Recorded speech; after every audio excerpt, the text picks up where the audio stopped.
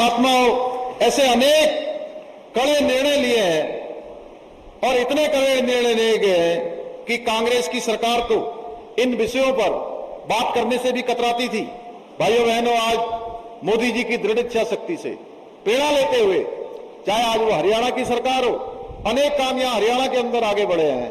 हरियाणा को एक नया हरियाणा बनाने का काम हो, या उत्तराखंड के अंदर अनेक ऐतिहासिक निर्णय लेकर प्रदेश को एक नई दिशा देने का काम हो, या प्रदेश के अंदर देश का पहला राज्य होने का गौरव उत्तराखंड को प्राप्त हो गया। भाइयों बहनों, उत्तराखंड देवभूमि में रहने वाले हर एक व्यक्ति के लिए, चाहे वो किसी जाति का होगा, किसी धर्म का होगा, किसी संप्रदाय का होगा, किसी वर्ग का होगा, उत्तराखंड देवभूमि में सबके लिए अब एक समान कानून हो जाएगा। भाइयों बहनों, ये विधेयक हमने पारित कर दिया है। इसके साथ साथ वहां पर नकल का जो खेल चलता था, नकल रोधी कानून हमने बना दिया।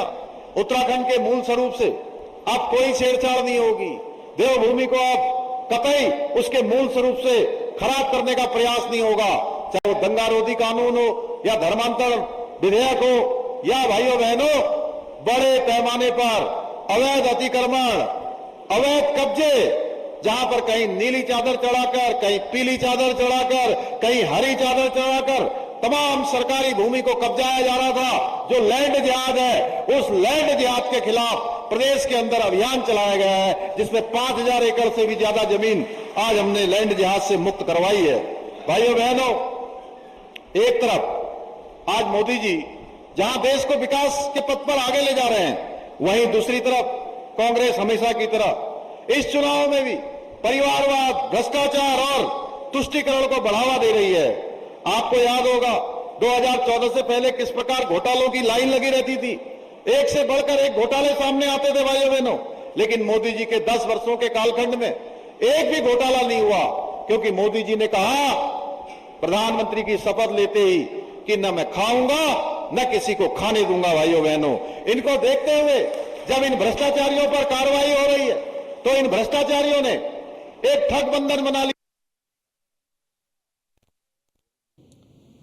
तो मुख्यमंत्री पुष्कर सिंह धामी को आप सुन रहे हैं, जो हरियाणा के पानीपत में इस वक्त जनसभा को संबोधित कर रहे हैं, और उनके संबोधन में उत्तराखंड की उपलब्धियों का जिक्र है, सरकार की उपलब्धियों का जिक्र है, और विपक्ष पे कटाक्ष कर रहे हैं। पंजाब चले जाइए, पंजाब में दोनों पार्टियां एक दूसरे के खिलाफ चुनाव लड़ रही हैं। भाइयों बहनों, एक दूसरे को गालियां दे रही हैं, एक दूसरे के खिलाफ अनाप शनाप बोल रही हैं, और यहां गलवैया कर रही हैं, दिल्ली में गलवैया कर रही हैं।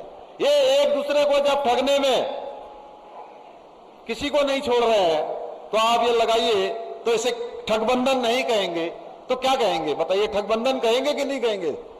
अरे जोर से बोलिए भाई, क्या है ठगबंधन? आम आदमी पार्टी की तरह ही जो जेजेपी पार्टी है, वो भी मौकाप्रस्त पार्टी के रूप में आज हम सबके सामने है। जो पार्टी सत्ता के लालच में गठबंधन तोड़ रही है, उसके ऊपर जनता कैसे भरोसा कर सकती है? इसलिए हरियाणा की जनता अच्छी तरह से जानती है, जेजेपी को वोट देने का मतलब है अपने वोट को खराब करना। इसलिए भाइयों बहनों, कांग्रेस वो पार्टी है जिसने तुष्टीकरण की राजनीति करते हुए भगवान राम के अस्तित्व को भी नकार दिया था, राम सेतु को भी नकार दिया था, और सुप्रीम कोर्ट में राम का मंदिर न बने, हमारे आराध्य देव भगवान का राम का मंदिर न बने, उसके लिए उन्होंने वकीलों की एक लंबी फौज खड़ी कर दी थी। भाइयों बहनों, इनको राम मंदिर के प्राण प्रतिष्ठा के कार्यक्रम का भी न्योता भेजा गया।